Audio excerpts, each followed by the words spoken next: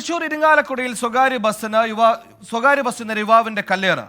Bus തടഞ്ഞു നിർത്തി കല്ലെറിയുകയായിരുന്നു. കലൂർ ആനന്ദപുരം ഇരിങ്ങാലക്കുട റൂട്ടിലോടുന്ന ശാലോം എന്ന ബസ്സിനു നേരെയാണ് ആക്രമണമുണ്ടായത്.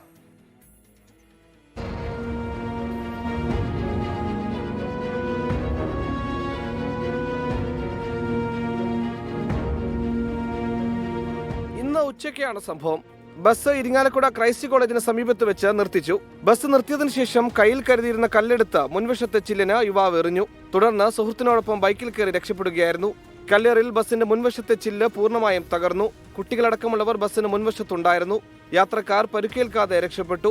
രണ്ട് പിള്ളേര് ഹെൽമെറ്റ് വെച്ചിട്ട് അവിടെ നിന്ന് കൈ കാണിച്ചു. അപ്പൊ ഞാൻ വണ്ടി സാധാരണ നിർത്തണ പോലെ നിർത്തിയപ്പോ ഒരു കല്ലെടുത്ത് ഇറങ്ങിയിട്ട് ഈ ഭാഗത്തായിട്ട് കല്ലെറിഞ്ഞ അടിഭാഗത്തായിട്ട് അവിടെ റോഡിൽ തന്നെ കല്ലിങ് എടുക്കുന്നുണ്ട്. എറിഞ്ഞോട് തന്നെ ആരും ഒരു പ്രശ്നം ഉണ്ടായിട്ടില്ല ഇതുവരെ.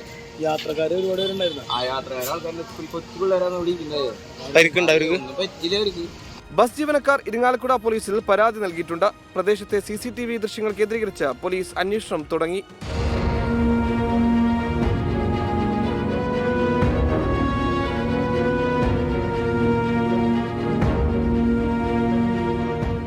തൃശൂർ.